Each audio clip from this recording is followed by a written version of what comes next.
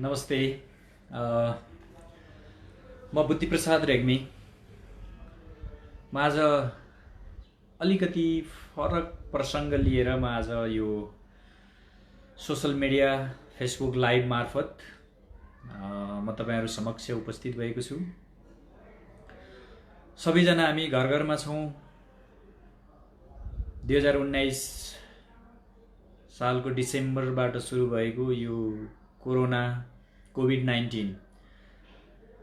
सायद 2019 बाट सुरु भएको कोरोना भएको कारणले गर्दा यसलाई चाहिँ पछि सर्टकटमा बुझ्न र बुझाउनको लागि कोभिड-19 भनियो होला। मैले मेरो बुझाइ मैले त्यसरी बुझेँ र तपाईहरुको अगाडि मैले यो कुरा राखेँ। आज अलिकति पृथक विषय लिएर म तपाईहरु समक्ष आएको छु। जब तपाई हामी आफ्नो आफ्नो काम कार्यमा व्यस्त हुन्छौं, आफ्ना कार्यहरू गर्छौं, कति कुराहरू समयमा गर्न सकिन्छ, कति कुराहरू समयमा गर्न सकिदैन, कति कुराहरू मनमा लागेका हुन्छन्, कति समयले गर्दा गर्न भ्याइदैन, कति कुराहरू हामीलाई गर्न चाहना हुँदा हुँदै केही कति कारणले गर्न सकिँदैन। यो सबै कुरा समयले हामीलाई चाहिँ सिकाउँछ र समयले हामीलाई हिँडाउँछ र समयसँग हामी हिँड्न सक्यौं भने मात्रै हामी चाहिँ आफ्नो गन्तव्यमा पुग्न सक्छौं भन्ने एउटा चाहिँ प्रण। र आजको एउटा विषय मैले अघि पनि भने, यो हाम्रो देश नेपाल एउटा दशकौं सदियौंदेखि हामी भन्दै गर्छौं आफ्नो गौरव, आफ्नो सान मान कहिल्यै पनि शिर नझुकेको हाम्रो देश नेपाल गोर्खालीको कारणले गर्दा नाम अहिले विश्वभरि गोर्खा भनेपछि अलवेज इन्डिपेन्डेन्ट कन्ट्री भन्ने हिसाबले चाहिँ हामीले चाहिँ विश्वमा हामीले हाम्रो परिचय पाइरहेका हुन्छौं।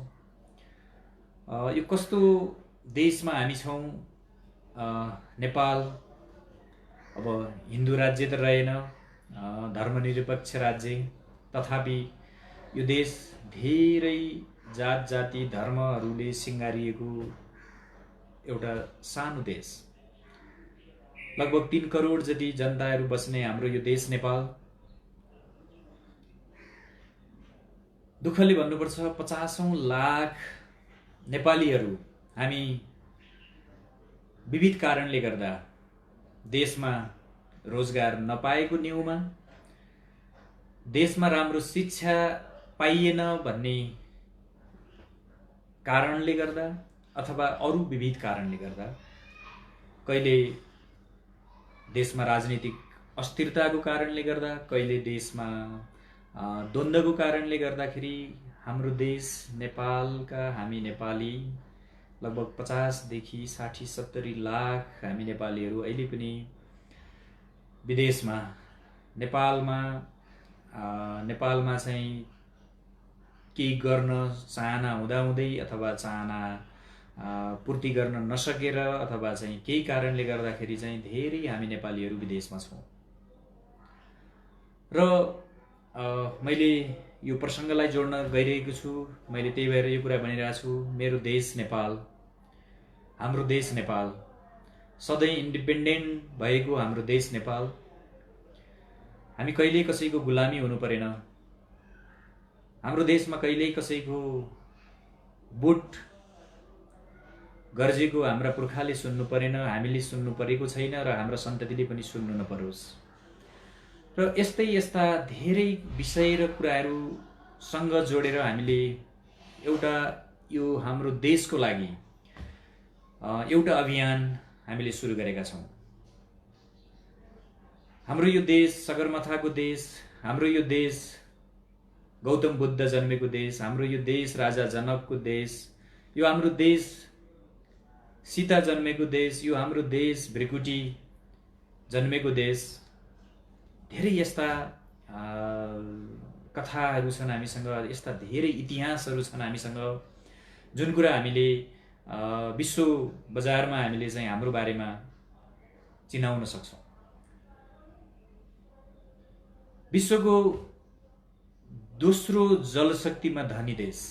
हामी बिजुली उत्पादन मात्रै गर्न सक्यौँ भने साउथ एसियाको लगभग धेरै प्रतिशत इनर्जी हामी चाहिँ अकुपाई गर्न सक्छौँ। हामीसँग करोडौँ त्यस्ता बहुमूल्य चाहिँ रत्न जडीबुटीहरू हाम्रो देशमा पाइन्छ। त्यसको प्रचार प्रसार र प्रशोधन गर्न सके देश अघि बढ्नलाई त्यति बेर लाग्दैन।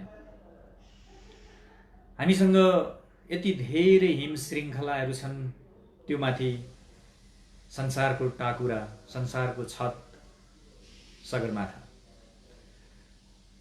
विश्वभरिबाट मान्छेहरू सगरमाथाको देश भनेर चिन्छन्, विश्वभरिबाट मान्छेहरू गौतम बुद्धको देश भनेर चिन्छन्। सांस्कृतिक हिसाबले हिन्दू धर्म र धेरै मठ मन्दिरहरू भएको देश भनेर चिन्छन्। धेरै मान्छेहरू भिजिट गर्न आउन चाहन्छन्, धेरै मान्छेहरू हाम्रो देशमा घुम्न आउन चाहन्छन्। र यो सँगसँगै जति मान्छेहरू हाम्रो देशमा अहिले घुम्न आइरहनु भएको छ, जति मान्छेहरू, जति पर्यटकहरू, जति विदेशीहरू आइरहनु भएको छ, अब हामीले एउटा यस्तो अभियान सुरु गरेका छौँ। त्यो अभियान हाम्रो देशबाट वर्षेनी 1 देखि 1.5 लाख भन्दा बढी विद्यार्थीहरू पढ्नको लागि बाहिर जानुहुन्छ। 21st सेन्चुरी हो। हामीले कसैलाई, कसैको छोराछोरीलाई, कसैको भाइ बहिनीलाई, कसैको भतिजलाई, कसैको दाइलाई, कसैको अङ्कललाई हामीले तपाईँ विदेश अध्ययन गर्न नजानुहोस् भनेर हामी भन्न सक्दैनौँ। न सरकारले त्यो कुरा भन्न सक्छ अथवा न कोही सङ्घ संस्था अथवा व्यक्तिले त्यो कुरा हामी चाहिँ भन्न सक्छौँ।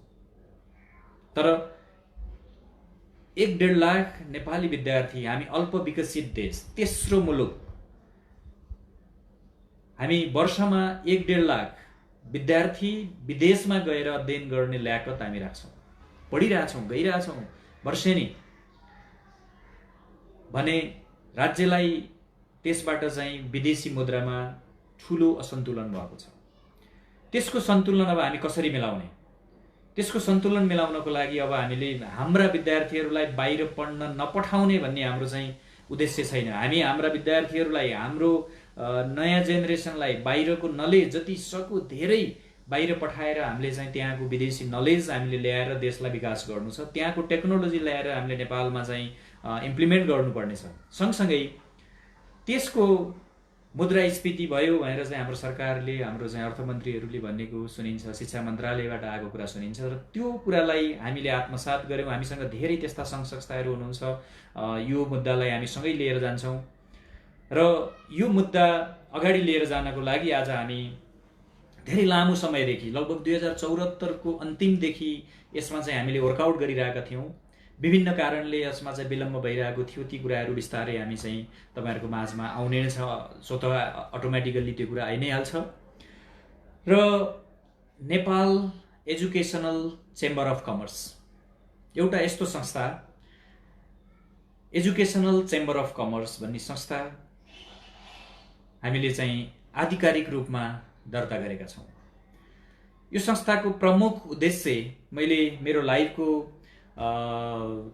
उसमा राखेको छु, तपाईँहरूले त्यहाँ हेरि पनि हाल्नुभयो होला।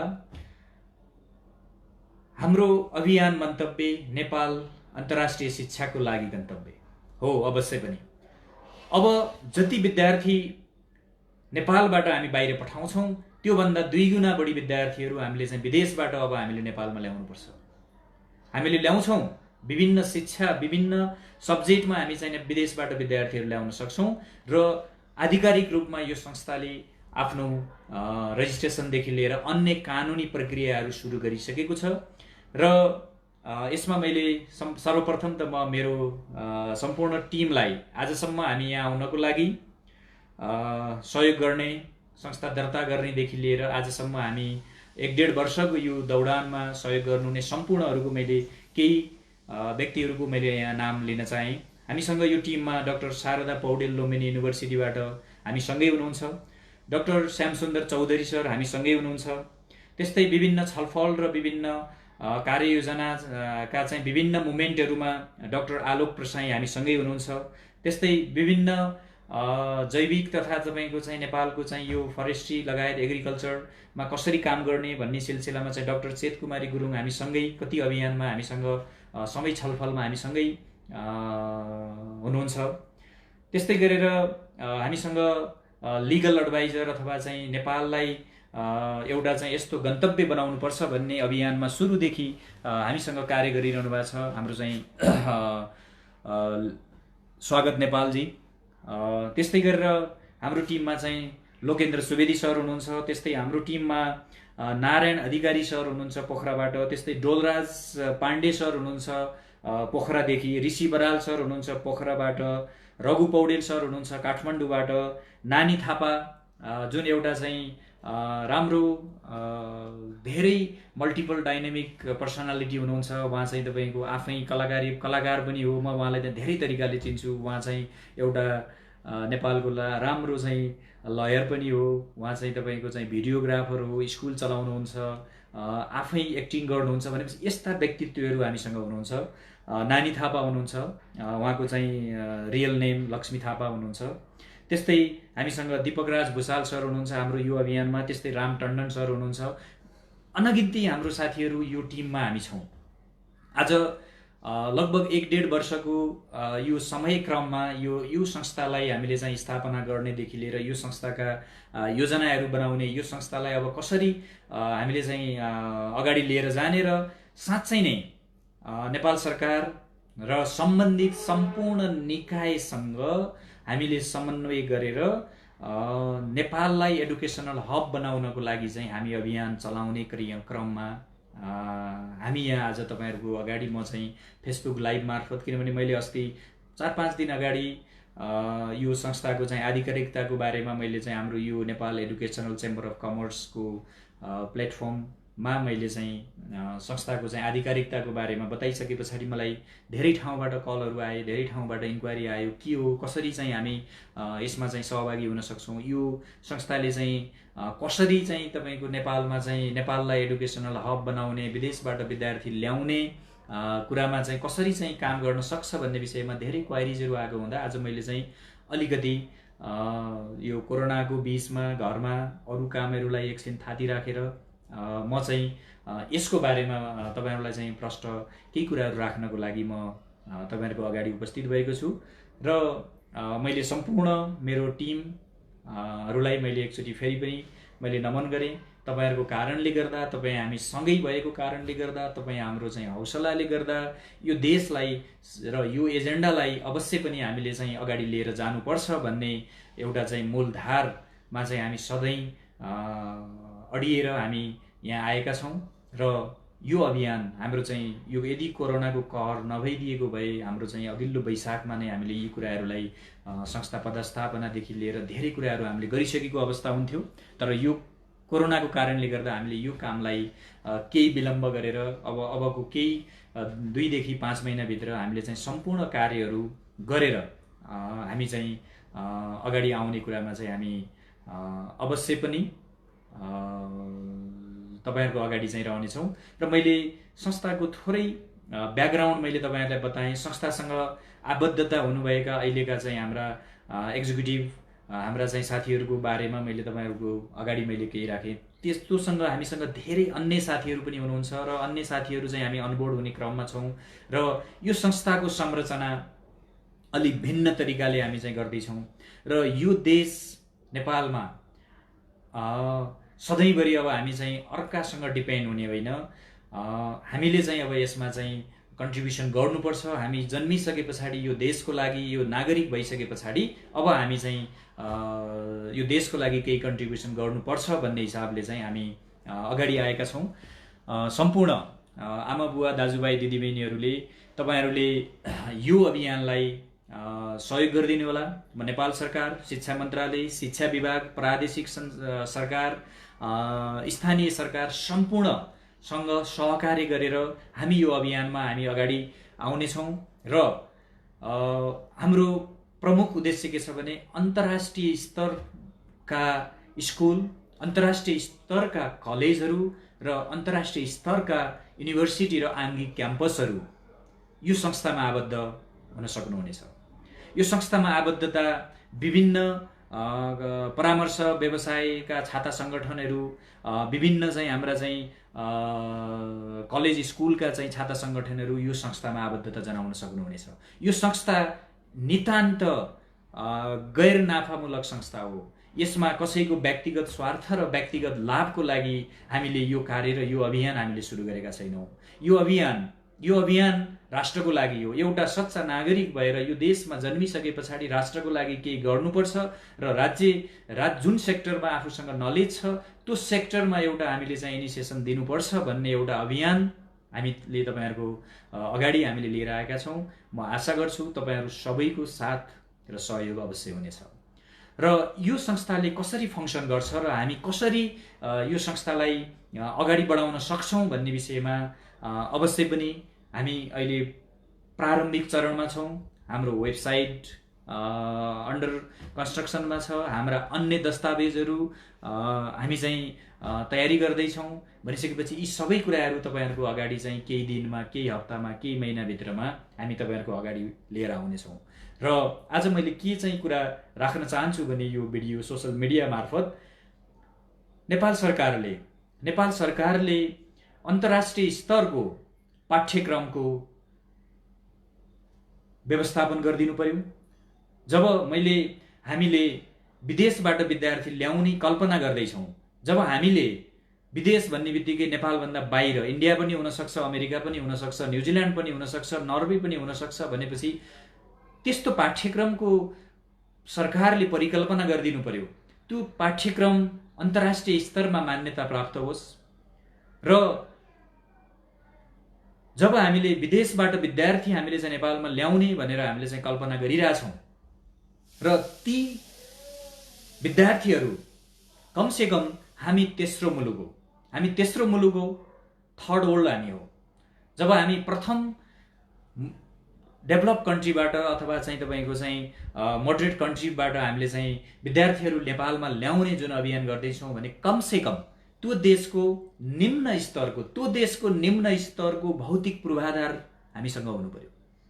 हाम्रो लागि त्यो उत्कृष्ट हुनसक्छ, नेपालको लागि त्यो उत्कृष्ट हुनसक्छ। तर फर इक्जाम्पल एउटा अस्ट्रेलियाको विद्यार्थी नेपालमा अध्ययन गर्न आउन चाहन्छ भने कमसेकम अस्ट्रेलियाको लिस्ट इन्फ्रास्ट्रक्चर हामीसँग हुनु पर्यो। यदि हामी चाहिँ अहिले नै नेपाल सरकारलाई अथवा चाहिँ एडुकेसन प्रोभाइडरहरूलाई तपाईँहरूले चाहिँ America, Australia, New Zealand, Europe, UK त्यो स्ट्यान्डर्डको इन्फ्रास्ट्रक्चर डेभलप गर्नुहोस्, त्यसपछि मात्रै हामी तपाईँहरूलाई फेसिलिटेसन गर्छौँ भने हाम्रो अभियान अगाडि जान सक्दैन। त्यो हुँदाखेरि मैले तपाईँहरूलाई भन्न चाहेको कुरा, मैले तपाईँहरूलाई राख्न चाहेको कुरा, सम्पूर्ण एडुकेसन प्रोभाइडरहरू, नेपाल सरकार र सम्बन्धित निकायहरू तपाईँ हामी सँगै मिलेर यदि मैले अघि भने अन्तर्राष्ट्रिय स्तरको पाठ्यक्रम, अन्तर्राष्ट्रिय स्तरको हाम्रो चाहिँ भौतिक पूर्वाधार र जो विद्यार्थी नेपालमा आउँदैछन् भने उनीहरूको ज्यान, जीव, धनको सुरक्षा, जीव भन्नाले उसको चाहिँ पर्सनल लाइफको सेक्युरिटी हामीले दिनु पर्यो।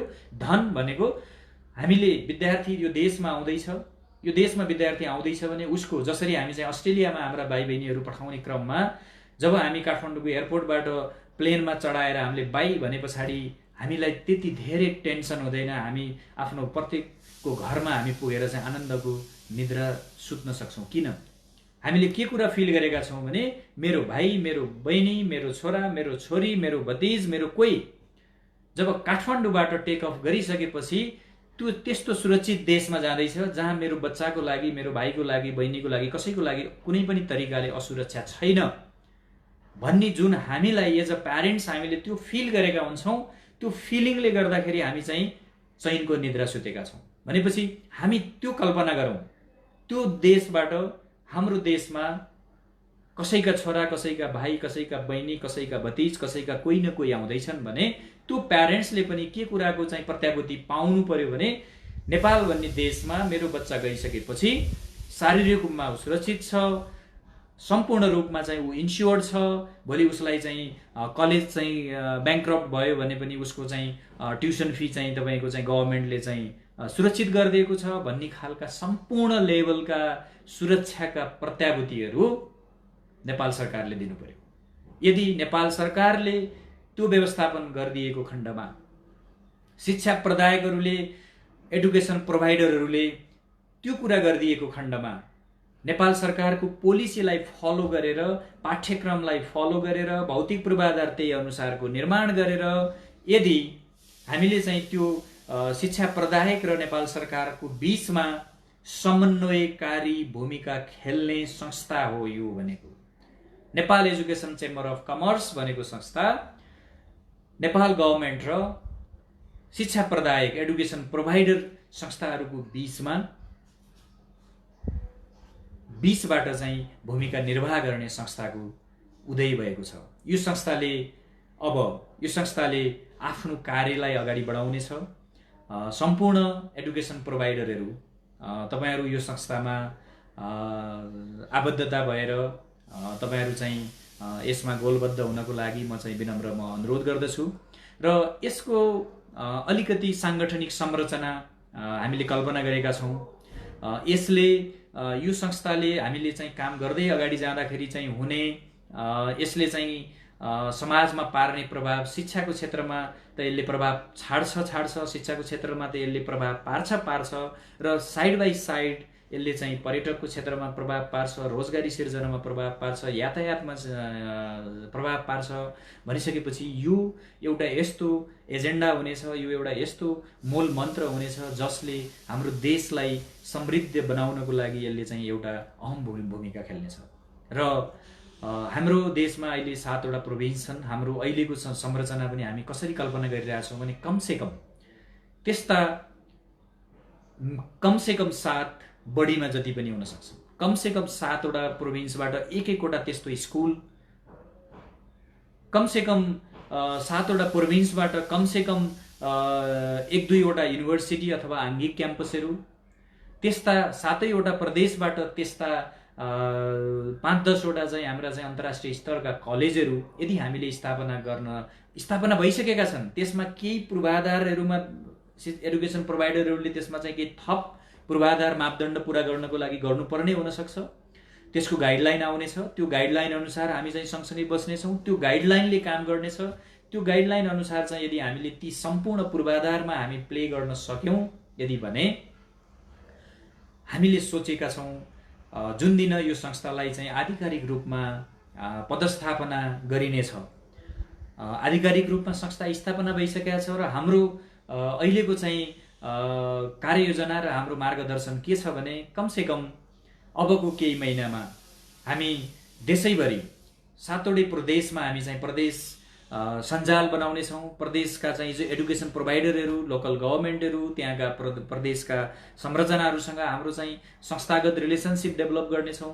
त्यस्तै गरेर त नेपाल फेडरल गभर्मेन्टसँग पनि हाम्रो संस्थागत रूपमा हाम्रो चाहिँ सम्बन्ध स्थापित भइसके पछाडि त्यसपछि यो संस्थालाई आधिकारिक रूपमा एउटा चाहिँ पदस्थापना गरेर अनि त्यसपछि विदेशमा विभिन्न देशमा गएर हामीले यो नेपालमा शिक्षा प्रदान गर्ने हाम्रा चाहिँ विभिन्न युनिभर्सिटीहरू, कलेजहरू, आङ्गिक क्याम्पसहरू, स्कुलहरू, आवासीय स्कुलहरू लगायत सम्पूर्ण जो हामीसँग आबद्ध भएर सँगै जाउँ र नेपाललाई चाहिँ एडुकेसनल हब बनाउनको लागि सँगै काम गरौँ भनेर हातमा हात मिलाउन सबैजना आउनुहुन्छ। उहाँहरूलाई हामी सँगसँगै लिएर देश विदेशको यात्रामा हामी चाहिँ हिँड्नेछौँ। देश विदेशको यात्रामा हामीले हाम्रो अभियानलाई हामी लिएर जानेछौँ।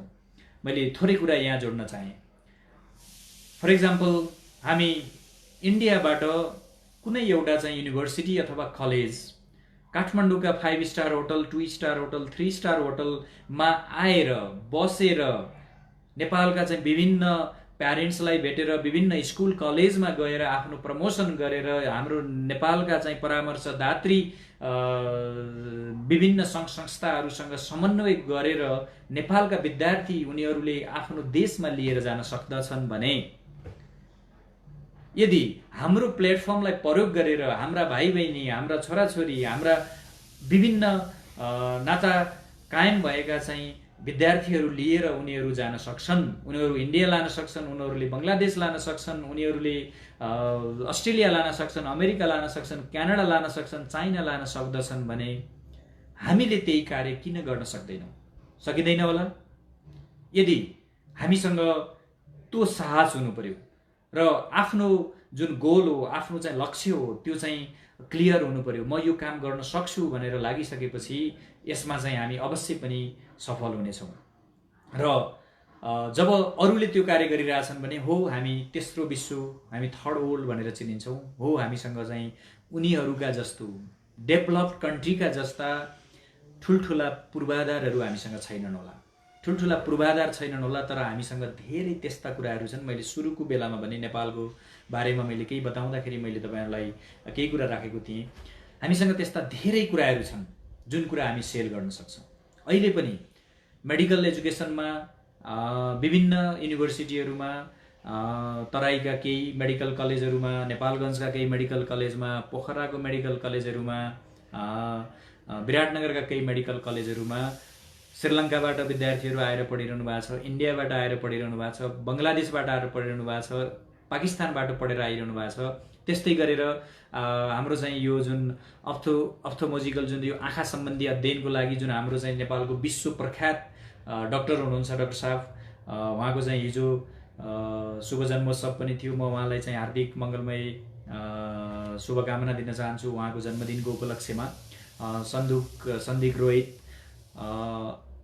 त्यस्तो डाक्टरहरूको प्रभावको कारणले गर्दाखेरि चाहिँ इन्टर्न गर्न आउने विद्यार्थीहरू धेरै हुनुहुन्छ। यहाँ हामीसँग धेरै त्यस्ता सम्भावनाहरू छन्। बुद्धिज्म स्टडीको लागि हामीसँग प्रशस्त सम्भावना छ। हामीसँग मैले अघि नै भने डाक्टर शारदा पौडेल हुनुहुन्छ, नेपालको पहिलो बुद्धिज्म सेक्टरमा चाहिँ पहिलो PhD होल्डर पनि हुनुहुन्छ। उहाँ चाहिँ तपाईँको लुम्बिनी युनिभर्सिटीको प्राध्यापक हुनुहुन्छ। भनेपछि बुद्धिज्म स्टडीको लागि हामीले चाहिँ मङ्गोलियाबाट विद्यार्थी लिन सक्छौँ, हामीले म्यानमारबाट लिन सक्छौँ, भुटानबाट लिन सक्छौँ, इन्डियाको नर्दर्न टेरिटोरीबाट हामी लिन सक्छौँ, चाइनाबाट लिन सक्छौँ, तिब्बतबाट लिन सक्छौँ, कोरियाबाट लिन सक्छौँ, जापानबाट लिन सक्छौँ। भनेपछि हामीसँग त्यस्ता धेरै सम्भावनाहरू छन् विभिन्न सेक्टरमा। हामी टुरिज्म स्टडीको लागि नेपाललाई हब बनाउन सक्छौँ, किनभने नेपाल तपाईँको एडभेन्चर टुरिज्मको लागि नेपाल चाहिँ पर्सपेक्टिभ ठाउँ हुनसक्छ।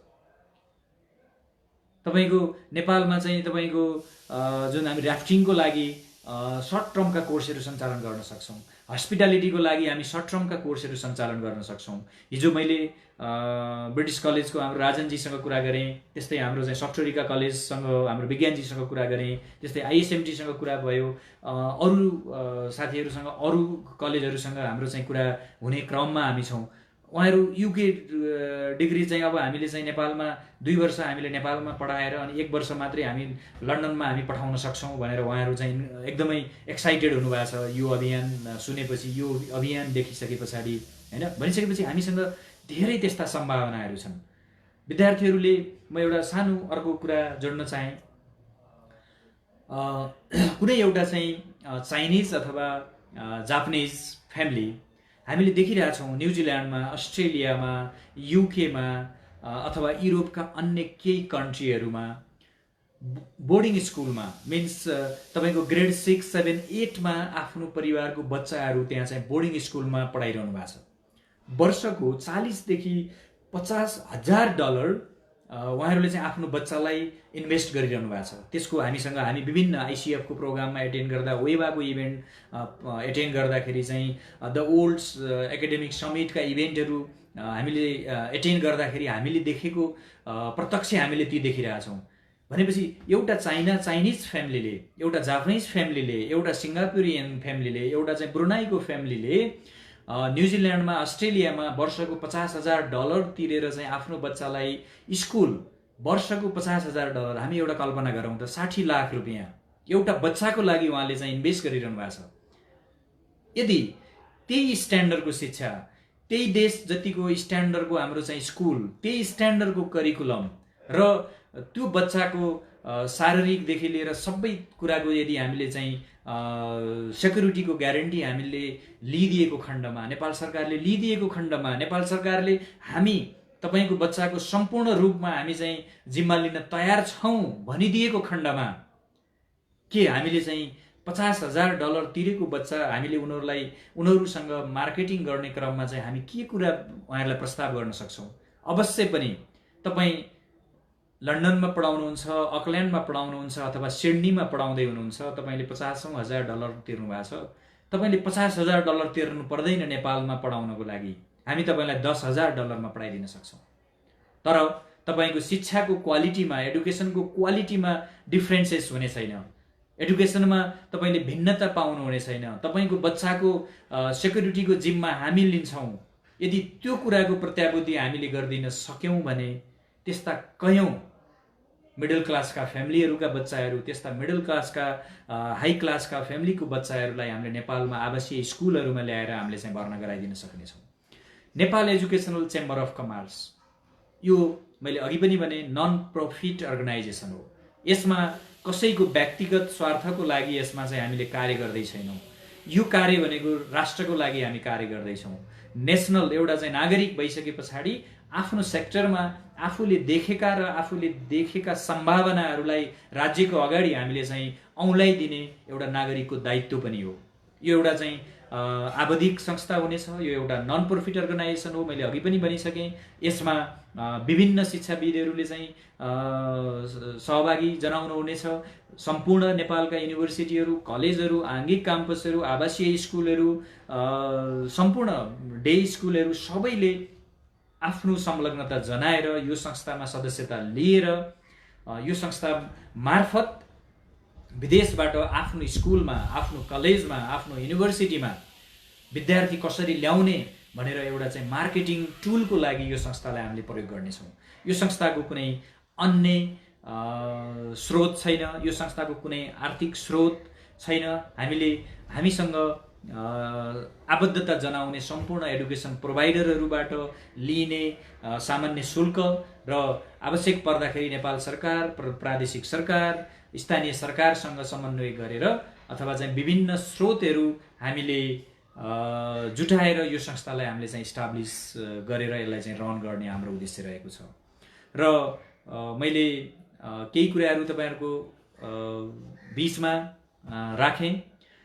यसमा मलाई यहाँ कमेन्ट गरिरहनु भएको छ। केही साथीहरूले अहिले लाइभ हेरिरहनु भएको छ। हाम्रो यो पेज भर्खरै 5 दिन अगाडि क्रिएट गरेको पेज हो। त्यो हुँदाखेरि चाहिँ त्यति धेरै पब्लिकमा चाहिँ हामीले प्रचार प्रसार नपुगिसकेको हुँदा धेरैजनाले अहिले हेर्ने अवसर पाउनु भएको छैन। यसलाई चाहिँ सबैजनाले यो अभियानलाई, यो संस्थाको फेसबुक पेजलाई तपाईहरुले चाहिँ लाइक गरिदिनु होला, आफूलाई लागेका कुराहरू कमेन्ट गरिदिनु होला र यो पेजलाई शेयर पनि गरिदिनु होला र सम्पूर्ण यो देशलाई हामीले चाहिँ एजुकेसनल हब बनाउने, यसमा विदेशबाट विद्यार्थीहरू ल्याएर विद्यार्थीहरूलाई पढाउने मात्रै होइन, त्यो विद्यार्थी एउटा विद्यार्थी विदेशबाट पढ्न आउँदाखेरि त्यसले पार्ने अन्य सेक्टरका इम्प्याक्टहरूलाई पनि हामीले एनालाइसिस गर्न जरुरी छ।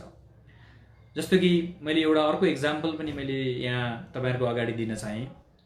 वर्षेनी लगभग 3 वर्षदेखि नेपालबाट अस्ट्रेलियामा अध्ययन गर्न जाने विद्यार्थीहरूको संख्या 30,000 भन्दा बढी छ। अब यो वर्षको संख्या चाहिँ अब यो कोभिडको कारणले गर्दा अलिकति कम हुने सम्भावना छ। जब 30,000 भन्दा बढी विद्यार्थीहरू हाम्रो नेपालबाट अस्ट्रेलिया पढ्न गइरहनु भएको छ भने विद्यार्थी ग्रेजुएसन गर्ने बेलामा वर्षेनी अहिले चाहिँ एभरेज 4500 देखि 5500 प्यारेन्ट्सहरू आफ्नो बच्चाको अथवा आफ्नो चाहिँ सन्ततिको ग्रेजुएसनमा भाग लिनको लागि उहाँहरू चाहिँ नेपालबाट ट्राभल गर्नुहुन्छ भनेपछि अस्ट्रेलियाले अथवा अरु कुनै देशले एउटा विद्यार्थीबाट पाउने शिक्षण शुल्क मात्रै उसले प्राप्त गरेन, उसले के कुरामा उसले प्राप्त गर्यो भने त्यो विद्यार्थीले त्यहाँ गएर काम गर्छ, त्यो देशलाई ट्याक्स तिर्छ, त्यसले गर्दाखेरि उस देशको रेभिन्यूमा अर्को इम्प्याक्ट पर्ने भयो। उसले विभिन्न ठाउँमा उसले ट्राभल गर्छ, ट्राभल गर्दाखेरि चाहिँ ट्रान्सपोर्ट कम्पनीलाई इम्प्याक्ट पर्ने भयो। उसले गएर कुनै रेस्टुरेन्टमा खाना खान्छ, कुनै कफी शपमा गएर कफी खान्छ। 10,000 विद्यार्थी एउटा कलेज एउटा युनिभर्सिटीमा जाँदाखेरि त्यहाँ चाहिँ सयौंको संख्यामा थप रोजगारीहरू सिर्जना हुने भए भनेपछि अरु देशले त्यो कुरा गरेर आफ्नो स्रोतलाई, आफ्नो देशको इन्कम रेभिन्यूलाई, अस्ट्रेलियाको अहिलेको करेन्ट सिनारियोमा सेकेन्ड लार्जेस्ट उनीहरूको रेभिन्यू, देशको चाहिँ सेकेन्ड लार्जेस्ट रेभिन्यू छ, कहिलेकाहीँ उनीहरू चाहिँ थर्ड हुन्छन्, कहिले सेकेन्ड हुन्छ भनिसकेपछि त्यति ठूलो रेभिन्यू कलेक्ट गर्न सक्छन् अरु देशले भने हामीले त्यो कुरालाई किन गर्न सक्दैनौँ? अवश्य पनि हामी गर्न सक्छौँ। र यदि जब हामीले कुनै देशको बच्चाहरू हाम्रो देशमा ल्यायौँ भने त्यो विद्यार्थीहरूको सर्ट टर्म छुट्टी हुन्छ। त्यो सर्ट टर्म छुट्टीको बेलामा उनीहरू नेपालका अन्य सेक्टरहरूमा अन्य साना हाम्रा चाहिँ टुरिज्म उसमा चाहिँ भाग घुम्न जानुहुन्छ। त्यहाँ जाँदाखेरि उहाँहरूले गरेका खर्चले, त्यहाँ जाँदाखेरि उहाँहरूले प्रयोग गरेको यातायातकोले नेपालमा अन्य थप इम्प्याक्टहरू पाइरहेको हुन्छ।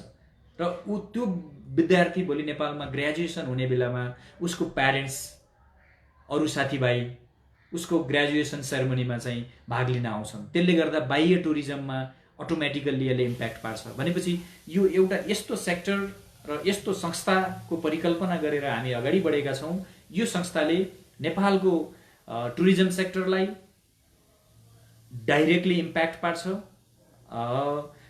र एडुकेसनको लागि त यसले चाहिँ आफ्नो सेक्टर हो, आफ्नो चाहिँ अब्जेक्टिभ्स हो, आफ्नो अब्जेक्टिभ फुलफिलमेन्टको लागि चाहिँ अभियसली यसले काम गर्छ। र मैले फेरि पनि यसमा चाहिँ दोहोऱ्याएँ, सम्पूर्ण शिक्षासँग सम्बन्धित सङ्घ संस्था निकाय तपाईहरू यो संस्थामा आबद्धता जनाउन सक्नुहुन्छ।